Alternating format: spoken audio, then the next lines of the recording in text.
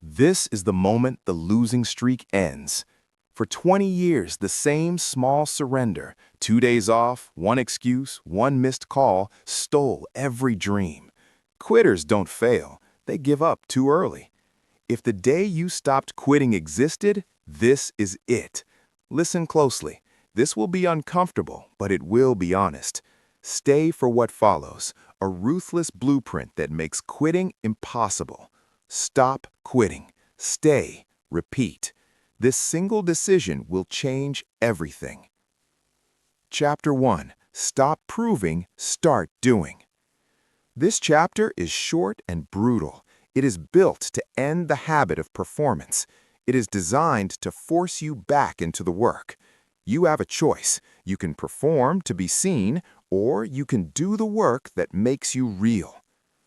The lie of proof. People confuse visibility with progress. They believe likes are leverage. They believe applause equals achievement. That is a lie. Proof eats progress.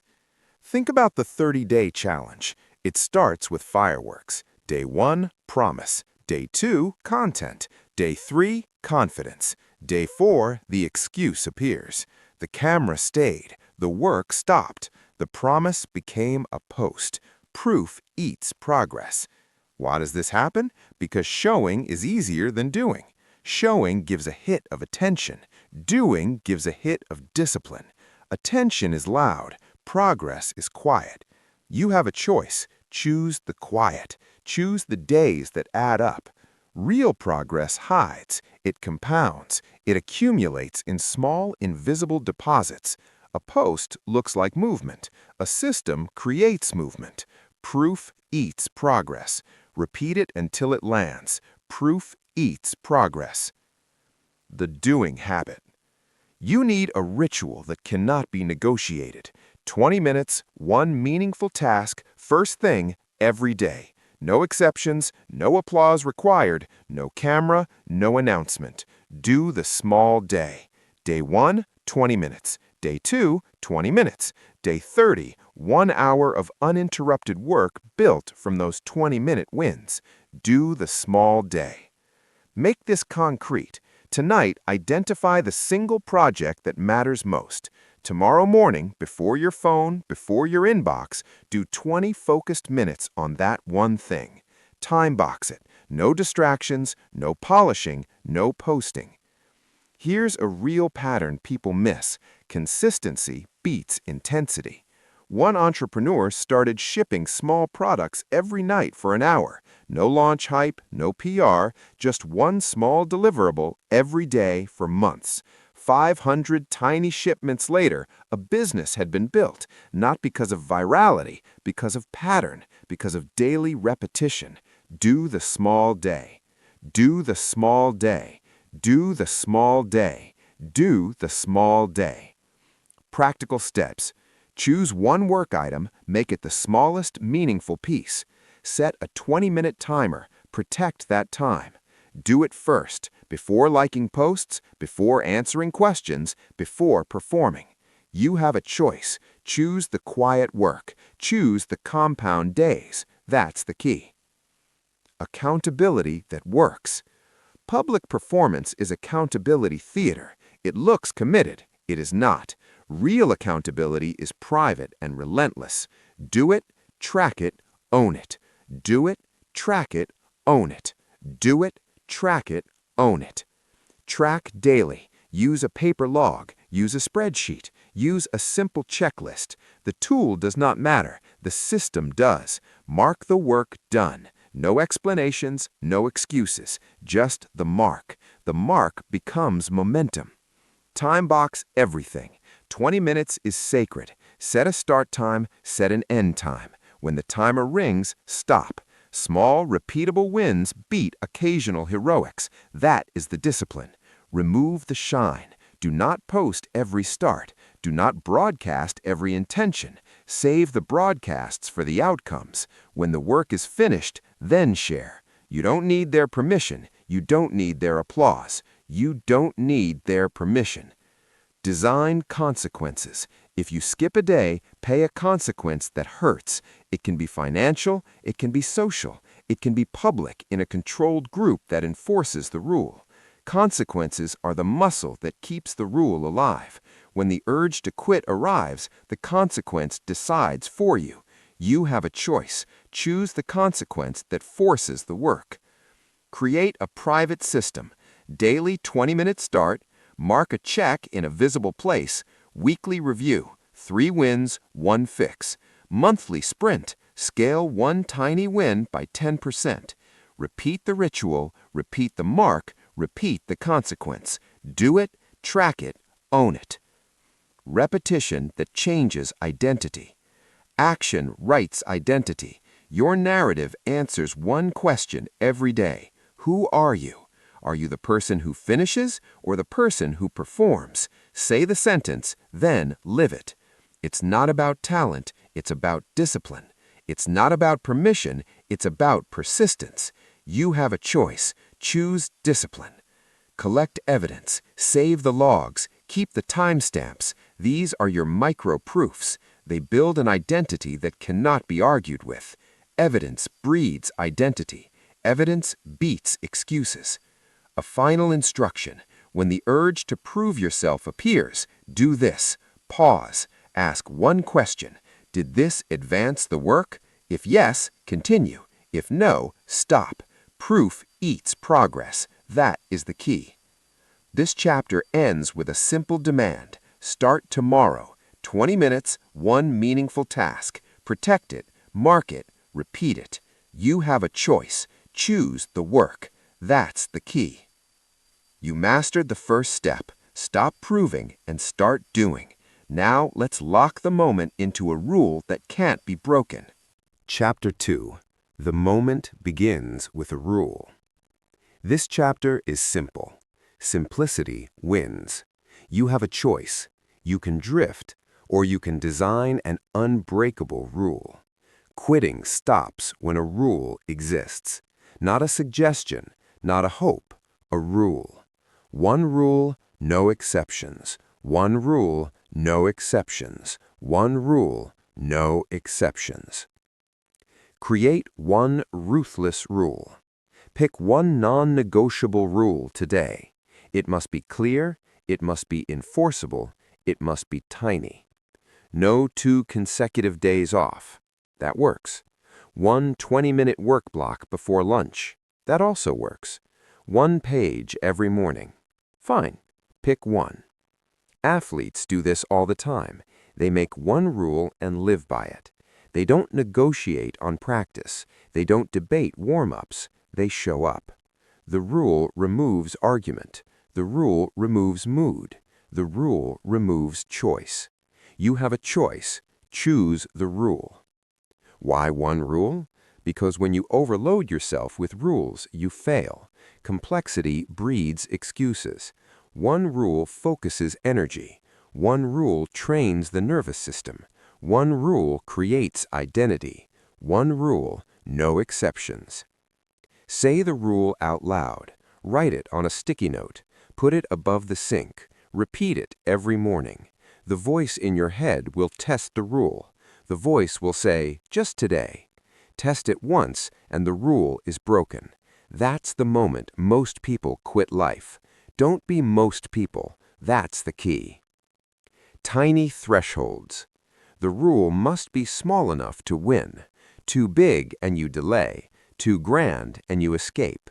Make it tiny. Make it stupidly achievable. 1 page, 10 lines, 10 minutes, 1 push-up, 1 sentence. Tiny wins, iron will. Tiny wins, iron will. Tiny wins, iron will. Why tiny? Because boredom is not failure. Because momentum grows from small wins. Because resistance is high at the start and low after the start. If the rule requires heroic energy, you will rationalize. If the rule requires microscopic energy, you will show up. Concrete examples. If you write, set a 300-word rule. Small, consistent, accumulative. If you train, set a 10-minute mobility or 1 sprint rule. Small, consistent, accumulative. If you build a business, do 1 outreach or 1 product tweak per day. Small, consistent, accumulative. You have a choice. Choose the tiny threshold. Choose to win daily. That's the key. Here is the mental trick. Make the minimum smaller than your desire to avoid discomfort.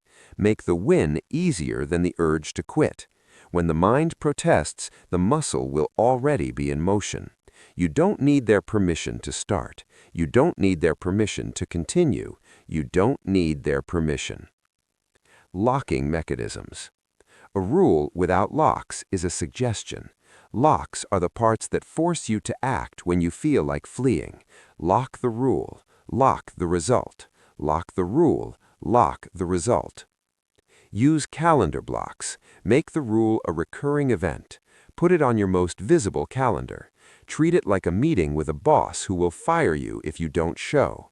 When the phone buzzes, the calendar buzzes louder. When the mood dips, the calendar stays. Create automatic consequences. If you skip, transfer money to a cause you hate.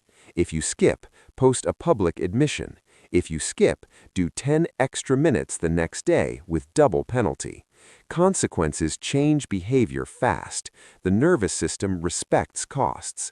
Lock the rule. Lock the result. Set rewards too. Small rewards after 7 consecutive wins. Bigger rewards after 30. Reward systems reinforce repetition, but don't let the rewards replace the rule. The rewards are secondary. The rule is primary. Get an accountability buddy. Not a cheerleader, not a critic, a rule enforcer. Someone who checks the log and calls you on missed days. The call should be short and sharp. The call should remove excuses. The call should create accountability. One person can hold the line when your will cannot. That is why groups work. Prune the spectators, add the enforcers. Automate visibility. Use a public ledger if needed. A public scoreboard is brutal. It is also honest. When the record is public, quitting carries social cost. Social cost matters. Use it when you must. Design redundancy. Have 2 locks. Calendar plus financial penalty. Buddy plus public ledger. If one fails, the other catches you. Redundancy prevents collapse. 2 paths to the same outcome. That is how systems survive stress. Implementation plan. Practical steps. Write one non-negotiable rule right now. Keep it under 10 words. Tape it where you see it. Shrink the rule to the smallest threshold possible. Make it so easy it feels pointless. Tiny wins, iron will. Tiny wins, iron will. Tiny wins, iron will. Add a calendar block that repeats daily. Treat it like an appointment. Protect it the way you protect a client meeting. Set one concrete consequence for missing the rule. Make it sting. Make it immediate. Consequences are the muscles. Choose an accountability buddy, not a cheerleader, not a critic, a rule enforcer. Someone who checks the log and calls you on missed days. The call should be short and sharp.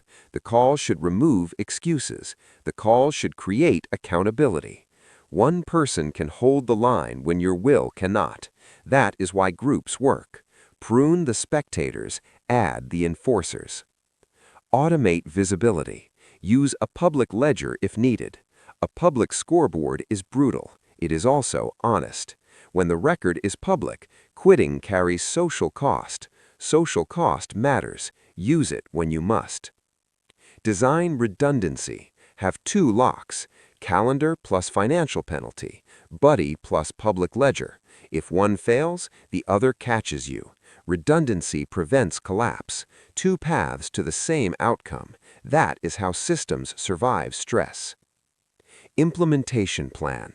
Practical steps. Write one non-negotiable rule right now. Keep it under 10 words. Tape it where you see it. Shrink the rule to the smallest threshold possible. Make it so easy it feels pointless. Tiny wins, iron will. Tiny wins, iron will. Tiny wins, iron will.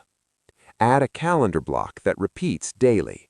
Treat it like an appointment. Protect it the way you protect a client meeting. Set one concrete consequence for missing the rule. Make it sting. Make it immediate. Consequences are the muscles.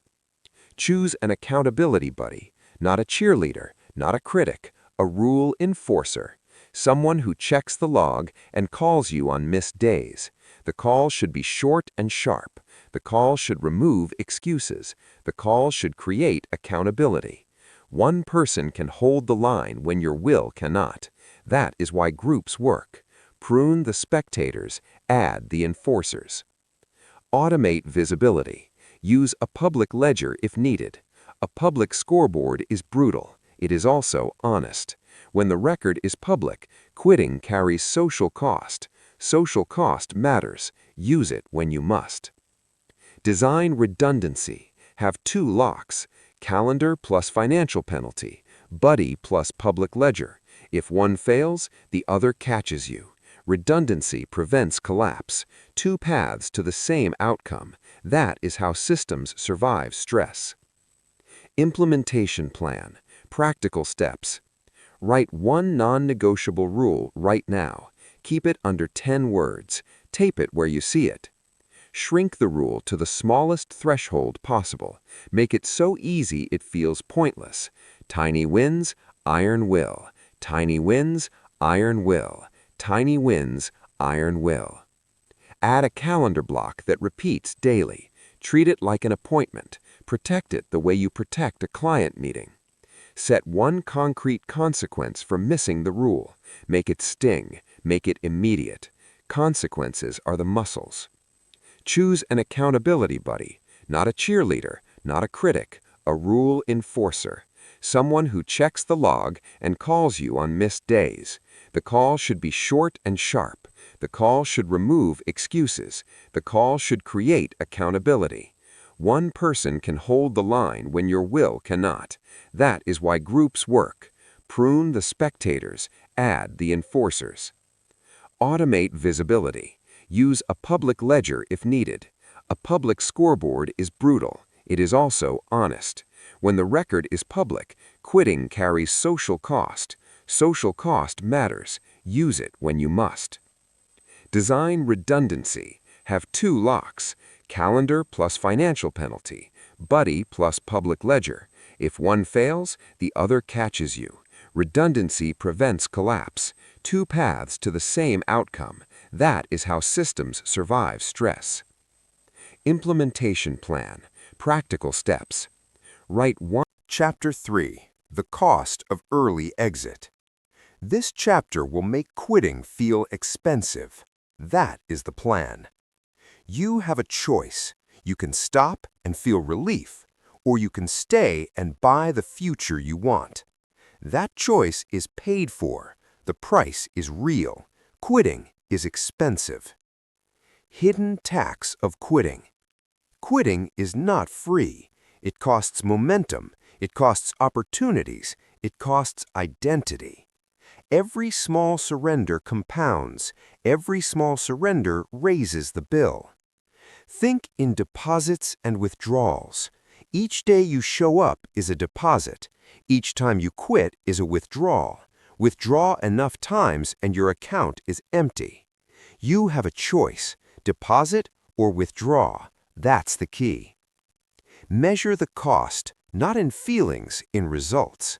One skipped week is not just a week, it is a week of lost learning, a week of missed connections, a week fewer toward mastery. Multiply that by months, multiply that by years. Quitting is expensive.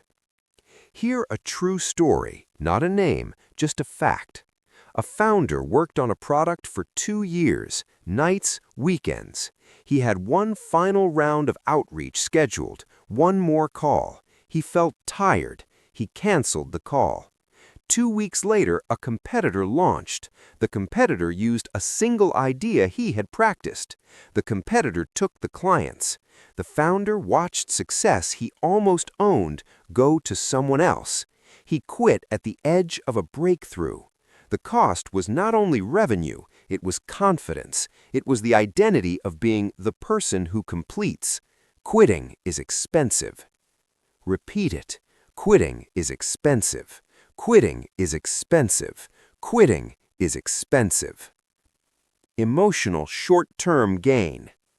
Relief is seductive. Relief feels like victory. It is not. It is rehearsal for quitting. When you bow out, you get immediate comfort. The brain rewards relief. The brain prefers pain avoidance. That teaches the nervous system to run.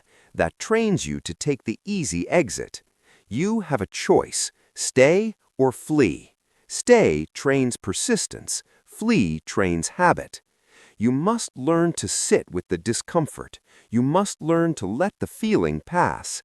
That skill is simple. It is brutal. It works. Technique: the 90-second rule. Use it every time the urge to quit arrives. Stop. Notice the urge. Name it. I feel the urge to stop. Set a 90-second timer. Physically set it. No cheating. Breathe. Slow inhalation. Count 4. Hold 1. Exhale for 4. Repeat. Observe the sensation. Where is it in your body? What does it feel like? Describe it without judgment. Wait. Do nothing else. Let the intensity rise and fall. Don't act on impulse. When the timer ends, decide. Usually the urge has dulled. Usually the path forward is clear. Stay through the 90. Stay through the 90. Stay through the 90. This simple practice retrains the brain. It separates impulse from decision. It turns survival reflex into strategy. You have a choice. Use the 90. That's the key. Reframe failure as data. Quitting often feels final. It rarely is. Most quitting moments are feedback. Treat them that way. Data, not drama. Data, not drama. Data, not drama. When a setback happens, ask one question. What did the day teach me? Not why me, not am I a failure. Ask, what did the day teach me? Write the answer. One sentence. No drama, no narrative. Data. This does 3 things. First, it slows the spiral. Second, it gives you actionable insight. Third, it preserves identity. You remain a learner, not a victim. Data turns emotion into instruction. Data turns loss into leverage. Data, not drama. Practical pattern after any quit thought or real retreat.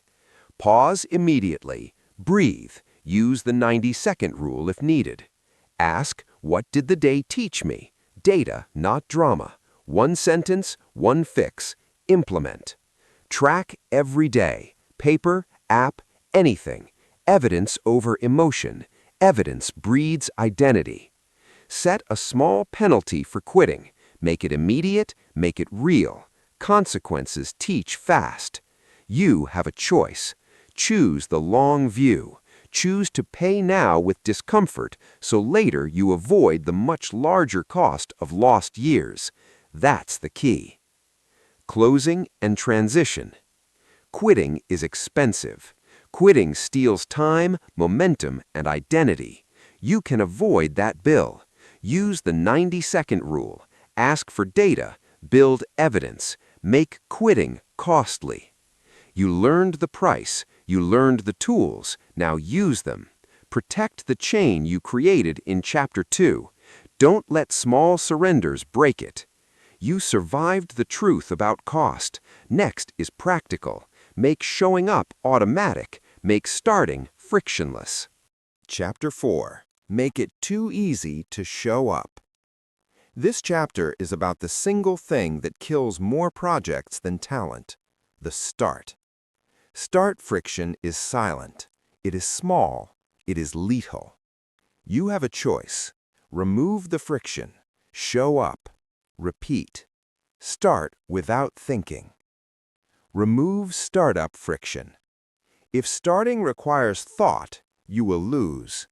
Decision energy is limited. The brain defaults to comfort. That is how habits die. Remove the first decision. Make the first action automatic. Practical edits to do tonight. Preset your workspace. Lay out the device you will use. Open the document. Place the notebook where your hand falls. Plug the charger in. If you must search, you will delay. Start without thinking. Templates. Create a single template for every session. An outline, headings, prompts, a checklist. When you open the file, it should show the skeleton, not a blank page. Blank pages are excuses. Start without thinking. Scheduled hours. Block a start time and an end time, not sometime today. A fixed appointment. Treat it like a client meeting. Protect it. Respect it.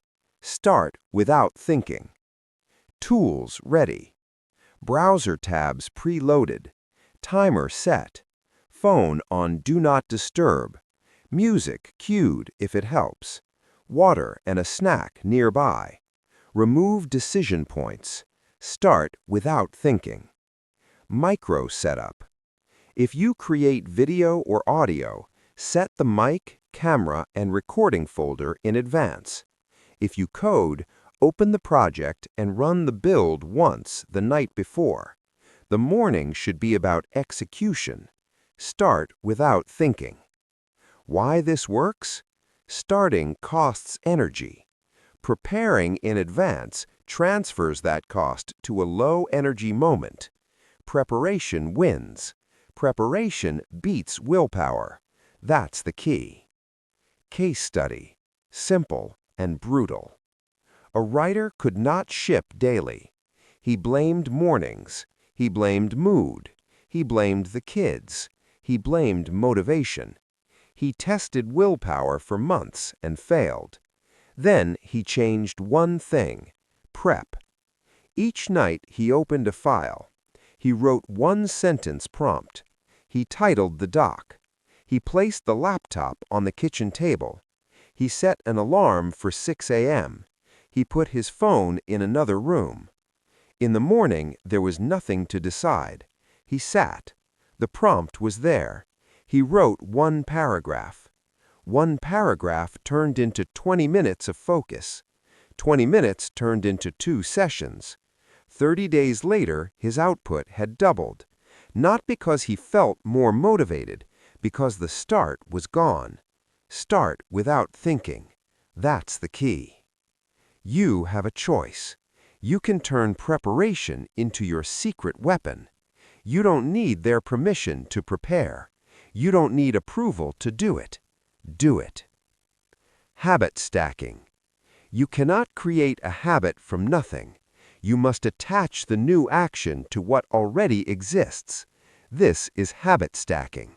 Stack, then act. Stack, then act. Stack, then act. Find an anchor. An anchor is an action you already do without fail.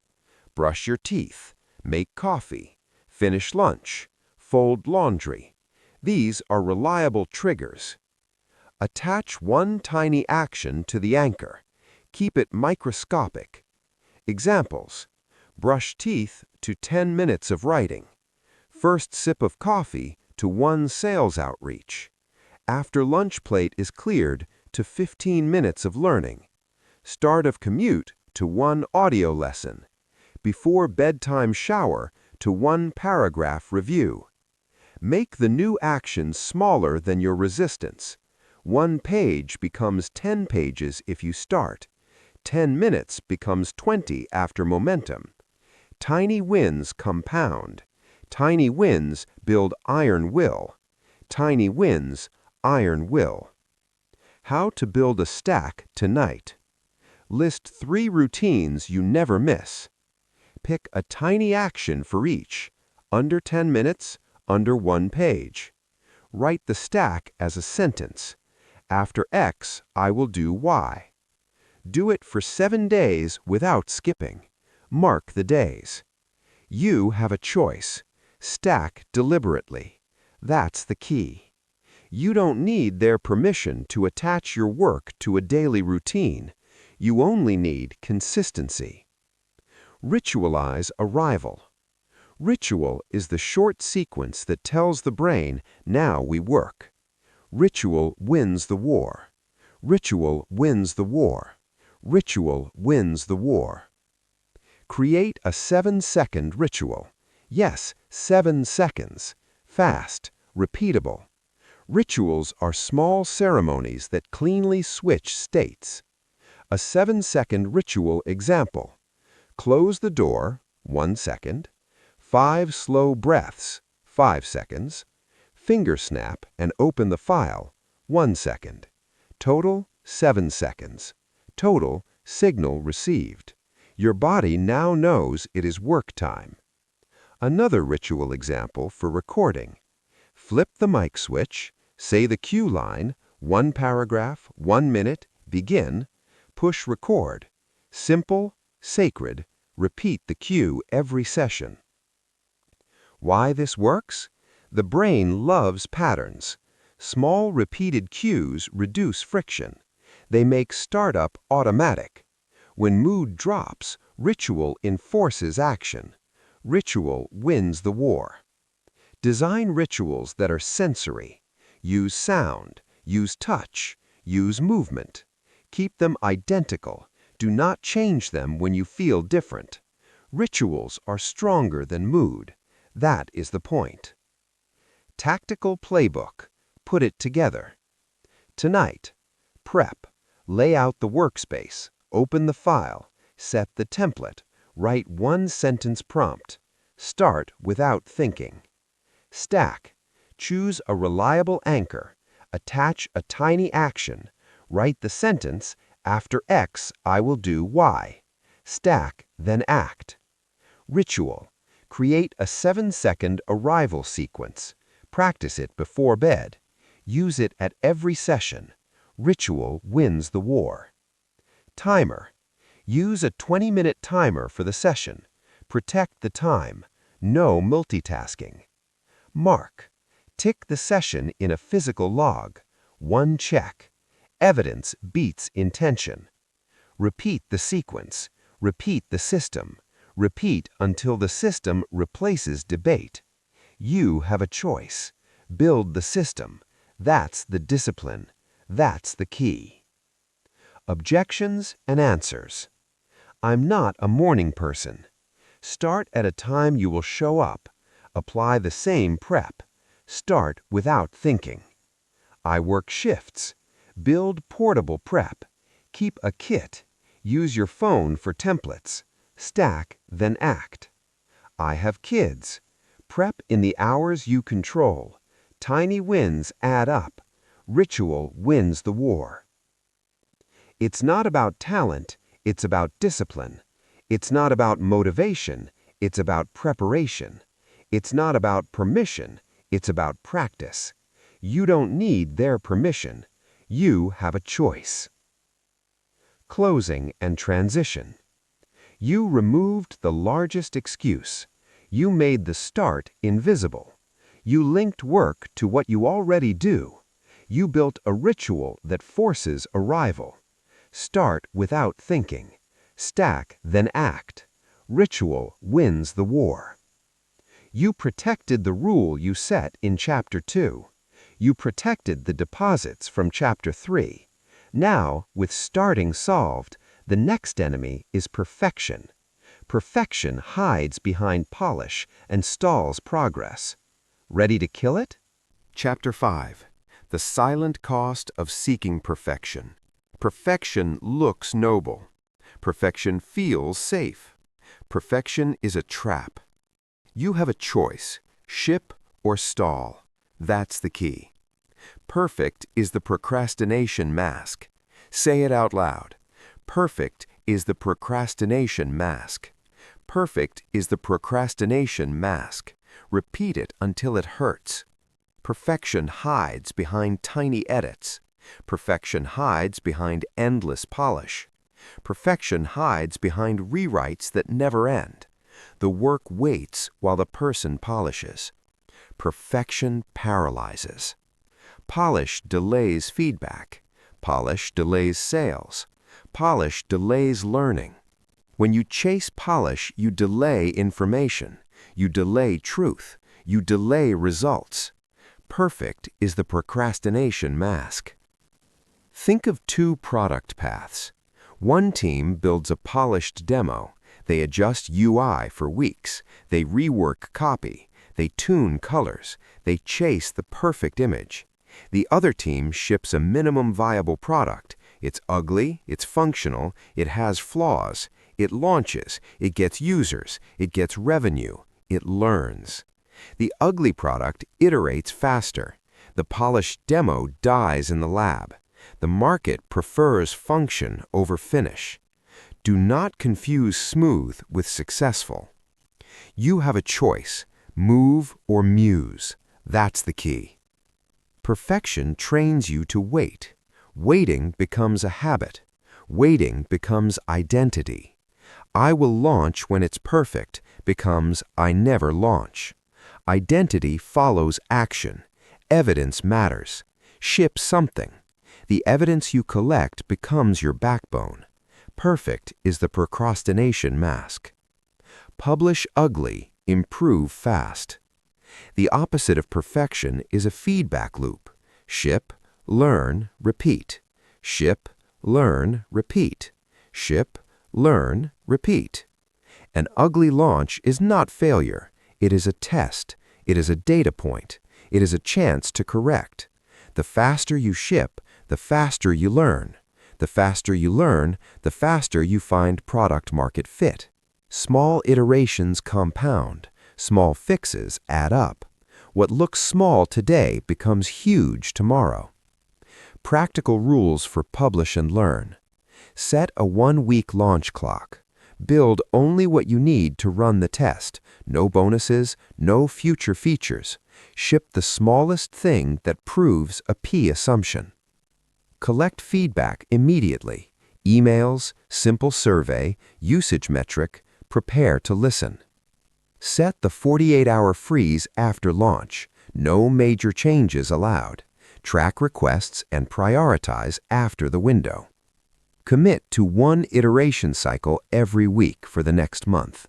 Small changes, fast learning, ship, learn, repeat. You have a choice. Ship an idea into the world or keep it as a museum piece. That's the key. You don't need permission to ship. You need discipline to iterate. Language and mindset shifts. Change the words you use. Replace perfect with ready to test. Replace I'll finish when with I will ship on. Your speech shapes your actions. Words are contracts. Say this out loud each morning. Today I ship something imperfect. Today I learn. Today I improve. Repeat it. The sentence primes action. When the voice in your head says not yet, respond with a practice. Set a 5-minute task. Do it. Then decide. Momentum beats mania. Evidence beats doubt. You have a choice. Keep polishing or keep producing. That's the key. Closing thought and transition. Perfection costs you time, momentum, and identity. Perfect is the procrastination mask. Remove the mask. Build the loop. Ship, learn, repeat. Ship now, fix later. You just learned how to escape polish paralysis. You now have the tools, tiny launches, the 48-hour rule, and relentless iteration. Use them. You have a choice. Choose iteration. Choose action. Choose discipline over polish. That changes everything. You escaped the trap of perfecting. Next, you will build the muscle to handle failure. You will train yourself to recover fast, to test again, and to grow without fear. Chapter 6. Build the failure resistance muscle. Failure is not the problem. Your reaction to failure is the problem. Most people don't quit because they fail once. They quit because they collapse emotionally after failing. They spiral, they dramatize, they hesitate. And hesitation kills momentum. You have a choice. Every time something goes wrong, you choose the response. That's the key. This chapter is about building resistance, Not motivation, not confidence, resistance. Because disciplined people don't avoid failure. They recover faster than everyone else. Failure hits. A deal falls through. A post flops. A pitch gets rejected. What happens next decides everything. Most people react emotionally. They defend their ego. They replay the mistake. They freeze. That's weakness, and it's trained. You're going to retrain it. The first skill is reaction control. When something goes wrong, you do one thing. You pause. You breathe. You count. 1, 2, 3. Then you act. Not later, not tomorrow, now. This is not mindfulness. This is conditioning. You are teaching your nervous system that failure is not danger, it's data. Breathe, count, rebuild. Say it again. Breathe, count, rebuild. That's the rep. Picture a sales call. You prepare. You show up confident, and it collapses. The prospect says no, hard no. The old version of you feels rejection. The new version sees information. You breathe, you count, you rebuild. What went wrong? Tone? Timing? Objection handling? Write it down. Make one adjustment. Book the next call. That failed call becomes the most valuable call of the week, not because it felt good, but because you didn't run. You have a choice, pain or progress. That's the key. Now we build the muscle faster. You don't wait for failure to happen accidentally. You schedule it deliberately. This is exposure practice. Fear shrinks through repetition. Avoidance feeds it. So you go small, safe, controlled. Cold emails, short videos, low-stakes outreach. Not to win, to recover. That's the point. You are not chasing success here. You are chasing resilience. One cold email sent, no reply. Good. One short video posted, low views. Perfect. You didn't break, you recovered. That's a win. Say it. Fail small, fail often. Again. Fail small, fail often. People who look fearless are not fearless. They're practiced. They've failed so many times that their body no longer panics. They've trained calm under pressure. You don't need their permission to practice. You don't need approval to build strength. You have a choice, comfort or capability. That's the key. Now comes the most important part, recovery speed. Failure is not fatal. Lingering is. The difference between winners and everyone else is not talent, it's recovery time. So you build a recovery plan, written, simple, non-negotiable.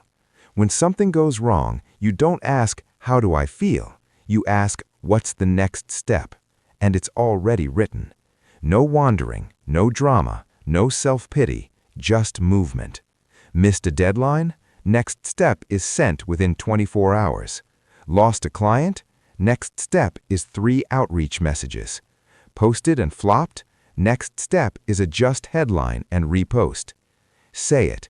Next step, not next excuse. Again, next step, not next excuse.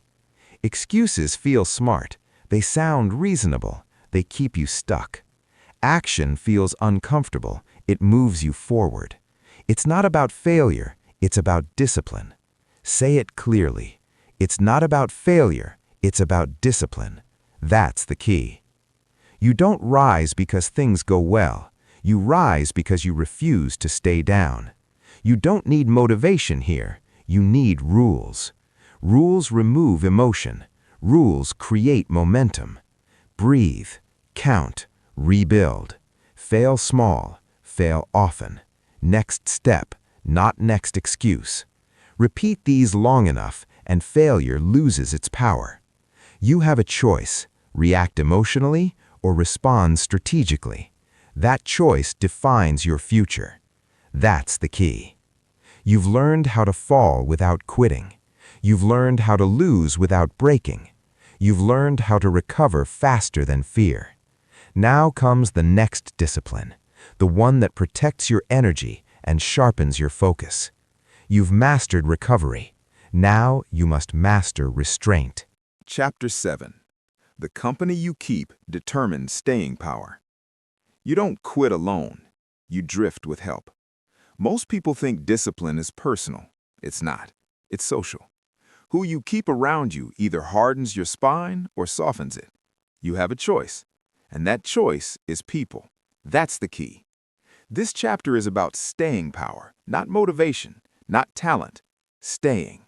Because when things get hard, and they will, the voices around you decide whether you push through or pull back. Let's separate two forces most people confuse: social proof and social pull. Social proof is encouragement. It sounds good, it feels good. Take a break. You deserve rest. You've done enough. Social pull is direction. It quietly drags you away from the work. Most people around you don't want you to quit because they hate you. They want you to quit because your consistency threatens their comfort. That's uncomfortable truth. They cheer effort. They enable exit. They clap when you start. They get quiet when you persist. And when you struggle, they offer relief disguised as support.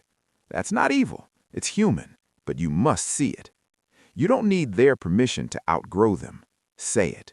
You don't need their permission. That's the key. Now you prune.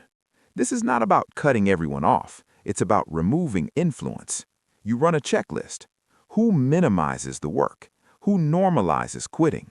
Who jokes about discipline? Who gets uncomfortable when you stay consistent? Those are energy vampires. They don't steal your time. They steal your resolve. And resolve is expensive. Say the phrase, prune or propel. Again, prune or propel. Every relationship does one of two things. It drains you or it drives you. Neutral is a lie. If someone consistently pulls you toward comfort, you limit exposure. Less sharing, less explaining, less negotiating. You're not rude, you're precise. It's not about them, it's about discipline. Say it clearly. It's not about people, it's about discipline. That's the key. Now you replace, not with crowds, with structure. You create a micro cult of consistency, small, focused, rules-based. 3 to 5 people, no more. Same goal type, same season, same standards. This is not a motivation group, no speeches, no hype. This is enforcement. Weekly reporting, non-negotiable metrics. Missed work is called out, no excuses entertained. One mastermind did this brutally well. 4 entrepreneurs, weekly check-in. One rule: if you missed your commitment, you explained why in one sentence. No stories, no emotion. Then you doubled the commitment the next week. Missed twice in a row, you were out. No debates, no hurt feelings. Guess what happened? Excuses disappeared. Output skyrocketed. Consistency became identity. Say the phrase, group holds the line. Again, group holds the line. When the group expects discipline, you rise to meet it. When the group tolerates weakness, weakness spreads. You have a choice. Join comfort or join standards. That's the key. Now we tighten the system. Most people make progress invisible. That's a mistake. You don't need applause. You need pressure. So you make small wins public. Not flashy, not performative. Visible. Daily logs, shared dashboards, simple check marks. Not outcomes. Inputs. Minutes worked. Reps done. Days showed up. Say it. Share the system, not the show. Again, share the system, not the show. When progress is visible, quitting becomes uncomfortable. When quitting is uncomfortable, staying becomes easier. This is not ego, this is engineering. You are designing an environment where consistency is normal and disappearing is noticeable. You don't announce goals, you display behavior. That's the key. Let's be clear. This chapter is not about popularity, it's about survival. Most people don't fail because they're weak, they fail because they're surrounded. Surrounded by people who mean well, surrounded by voices that soften edges, surrounded by comfort disguised as care. You have a choice: change your environment or let it change you. That's the key. Prune or propel. Group holds the line. Share the system, not the show. Repeat them until they stick. You don't need their permission to raise standards. You don't need consensus to stay disciplined. You need alignment. Because consistency is not maintained in isolation. It's protected by structure. You've learned how to recover from failure. Now you've learned how to reduce its frequency by choosing the right company. But there's one more layer, the deepest one. Even with the right people, distraction can kill progress. You've strengthened your spine. Now you must sharpen your focus. Chapter 8. Habit-proofing your life. Discipline breaks when life gets messy. Travel, illness, stress, chaos. That's when most habits die. Not because you're weak, but because your system is fragile. You have a choice. Build habits that only work on perfect days, or build habits that survive real life. That's the key. This chapter is about habit-proofing, making your discipline unbreakable, not by doing more, but by designing smarter. Because consistency isn't about intensity, it's about continuity. Say it. It's not about motivation, it's about discipline. Let's start with the first lie people believe. If I can't do it properly, I won't do it at all. That sentence has killed more progress than failure ever did. Life will interrupt you, that's guaranteed. So the rule is simple. When life hits, you don't stop, you shrink. Say the phrase, shrink, don't stop. Again, shrink, don't stop. You don't miss the workout, you do 10 minutes.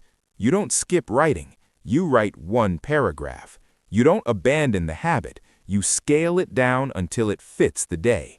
Travel day, 10 minutes. Sick day, 5 minutes. Overwhelmed day, 1 rep. Why this works is simple. You protect identity. You're not someone who fell off, you're someone who adapts. That's the key. Stopping breaks the chain, shrinking preserves it. And preserved chains compound. You have a choice. Protect momentum or protect ego. Choose momentum. Now let's talk about the real engine of discipline, your environment. Most people try to use willpower to fight their surroundings. That's a losing game. Willpower is finite. Environment is constant. So you flip the script. You don't rely on will. You make the environment execute it for you. Say it. Environment executes will. Again, environment executes will. Look around your space. Is your phone within arm's reach? Is distraction 1 tap away? Is your work buried under friction? Then the environment is winning. You fix this with swaps. Phone sleeps in another room. Social apps off the home screen. Websites blocked during work blocks.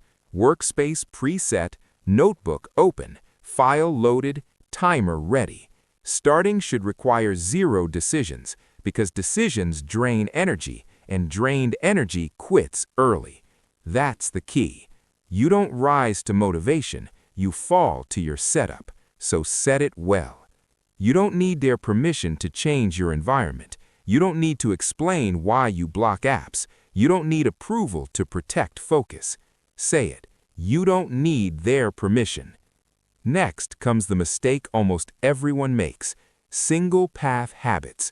1 routine, 1 time, 1 location. When that breaks, everything breaks. That's fragile discipline. So you add redundancy. Say the phrase, 2 paths, 1 outcome. Again, 2 paths, 1 outcome. If the gym fails, there's a bodyweight backup. If morning fails, there's an evening slot. If home fails, there's a travel version. Same habit, different routes. Plan B is not optional. It's mandatory. Because life doesn't care about your plans. Redundancy is not weakness. It's professionalism. Pilots don't fly with 1 engine. Surgeons don't rely on 1 tool. You don't build discipline with 1 pathway. That's the key. You don't wait for disruption. You assume it. Then you design around it. Let's make this practical. You write down 3 things: primary habit, minimum version, backup version. Example: primary, 60-minute deep work; minimum, 10 minutes focused work; backup, 5-minute outline or review. No thinking required, no drama allowed. When the day goes sideways, you default to the minimum. When the minimum fails, you execute the backup, but you never hit 0. 0 is the enemy. Say it. 0 breaks identity. Showing up, even small, protects it. That's the key. Here's the deeper truth. Discipline isn't about force, it's about foresight. People who stay consistent don't push harder, they plan better. They assume bad days, they expect resistance. They prepare systems that bend, not break. You have a choice: be surprised by difficulty or be ready for it. That's the key. Shrink, don't stop. Environment executes will. 2 paths, 1 outcome. Repeat them until they become instinct. But there's one more layer. Even the best systems fail if attention is constantly under attack. You can have rules, you can have backups, you can have the right people, but if your focus is fractured, consistency bleeds out slowly. You've hardened your habits, now you must defend your attention, because attention is the gateway to action, and action is the only thing that compounds. You've learned to survive chaos. Now it's time to eliminate noise. Chapter 9. The Identity Shift. From Quitter to Person Who Stays. Outcomes don't change people. Identity does. Most people try to stay consistent by chasing results, money, praise, before and after moments. That's backwards. Results lag. Identity leads. Every action you take answers one question: who am I? You have a choice: act like the person you want to become, or keep voting for the version you're trying to escape. That's the key. Quitting isn't a habit, it's an identity. So is staying. And today, that identity changes. Here's the rule most people never learn. You don't become something after you succeed after you act like something. Say it again. You don't become it later, you act like it now. That's the identity hack.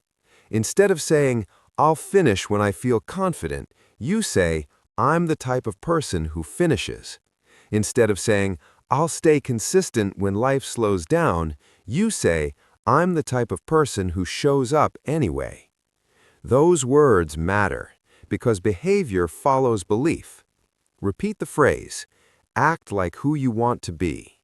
Again, act like who you want to be. This is not pretending, this is training. You're not lying to yourself, you're instructing yourself. That's the key. Now let's get practical. Identity is built by evidence, not hype, not motivation, evidence. Every time you show up, you cast a vote. Every time you quit, you cast a vote too. The identity you live with is simply the one with more votes. That's it. So you build an evidence bank. Say it. Evidence breeds identity. Again, evidence breeds identity. This bank is simple. Daily logs, photos, timestamps, receipts of effort. Nothing flashy, nothing public if you don't want it to be. Just undeniable proof that you showed up. One man used this to rewire his career in 6 months. No viral moment, no overnight success, just daily proof. Sent emails logged, skills practiced recorded, projects shipped tracked. Every day he reviewed the evidence, and slowly something shifted. He stopped saying, "I'm trying to change careers," and started saying, "I'm a professional who ships work." Identity caught up to action because evidence forced it to. That's the key. Most people fail here because they wait for confidence. Confidence doesn't come first. Evidence does. You don't feel like a finisher, then finish. You finish, then feel like a finisher. Say it clearly. It's not about confidence, it's about discipline. Discipline creates evidence. Evidence creates identity. Identity sustains discipline. That loop changes everything. Now let's talk about language, because language locks identity in place. Most people sabotage themselves with future tense. I'll start, I'll try, I'm working on it. Those phrases leave the door open to quitting, so you close the door. You speak in present tense. Say it, be it. Again, say it, be it. I show up every day. I finish what I start. I don't quit on hard days, even when it feels uncomfortable, especially when it feels uncomfortable, because words force alignment. When your mouth claims something, your brain looks for proof, and if the proof isn't there yet, behavior adjusts to match the claim. That's the key. You're not manifesting, you're committing. Here's the mistake to avoid. Don't say it publicly to look impressive. Say it privately to stay accountable. This isn't about performance, it's about programming. You don't need their permission to claim your new identity. You don't need approval to decide who you are. You don't need validation to stop quitting. Say it. You don't need their permission. Now let's anchor this. From this point forward, quitting is no longer a personality trait. It's a behavior you no longer practice. You're not bad at consistency. You're someone who is training staying power. Language matters. Identity matters. Because once you see yourself as someone who stays, quitting feels wrong. It feels out of character. That's when discipline gets lighter. That's the key. Here's your assignment. Every day, write one sentence. I showed up today by... That's it. No drama, no judgment, just evidence. Missed the big goal but did the minimum? Log it. Felt resistance but acted anyway? Log it. This is how identity rewires, quietly, relentlessly. You have a choice. Collect excuses or collect evidence. Choose evidence. You are no longer trying to change. You are deciding who you are. And people who know who they are don't quit easily. You've built systems, you've hardened habits, you've shifted identity. Now there's one final layer. Staying isn't just about starting strong, it's about ending well. And endings require a different discipline. Chapter 10. The Last 1%. Scale the System for Life. Most people quit at the end, not at the beginning, not in the middle, at the end, when things are working, when progress is visible, when the system is almost stable. That's where the last 1% lives, and that 1% decides everything. You have a choice. Leave your system fragile or scale it for life. That's the key. This chapter is not about starting again. It's about never needing to start again. Let's start with a hard truth. If your system still depends on daily motivation, it will fail. If it still requires constant remembering, it will fail. If quitting is still easy, it will happen. So, you remove choice. You automate. Say it. Automate the easy wins. Again, automate the easy wins. Anything you do more than twice should not rely on memory. Calendar invites instead of intentions. Recurring payments instead of willpower. Scheduled work blocks instead of when I feel like it. Automation turns effort into default behavior. And default behavior is hard to quit. That's the key. You don't rely on discipline forever. You use discipline to build systems that no longer need it. It's not about effort, it's about design. Here's the hidden benefit of automation. It makes quitting expensive. Miss one workout when the calendar reminds you? That's friction. Skip the habit when the system is waiting? That's discomfort. Discomfort is good, because comfort is what trained you to quit in the first place. Say it clearly. It's not about convenience, it's about discipline. Now let's talk about scale. Most people think scaling means adding more goals, more habits, more ambition. That's backwards. Scale comes from subtraction. Say it. Less to progress more. Again, less to progress more. Every extra commitment steals focus from the chain. Every unnecessary choice drains energy. So, you run weekly triage. Once a week, you ask 3 questions. What is essential? What is optional? What is noise? Then you cut ruthlessly. Not forever, just for now. Depth beats breadth. Consistency beats variety. That's the key.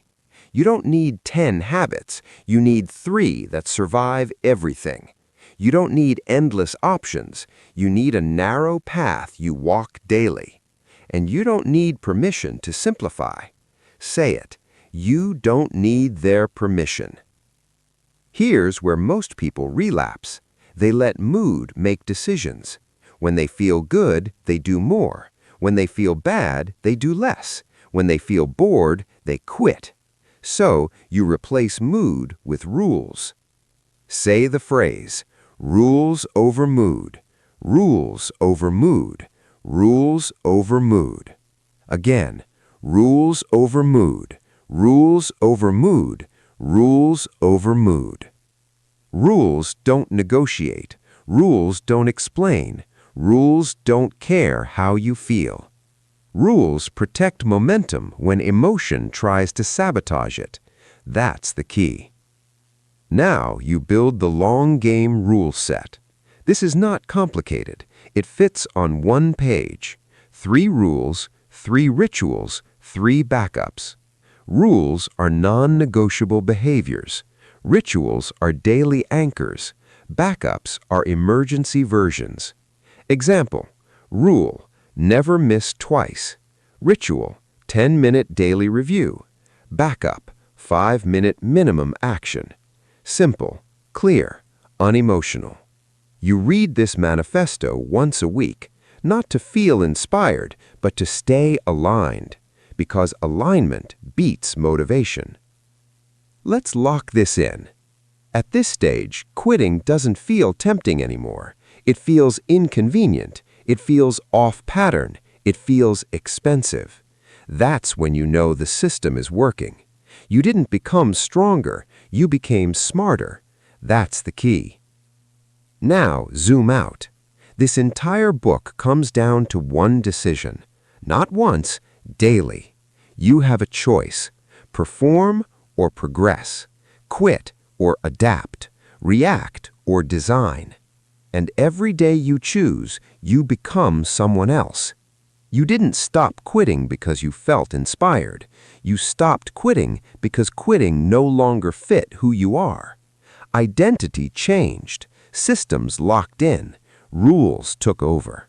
That's how it lasts. This is the last reminder. You don't need their permission to stay. You don't need approval to finish.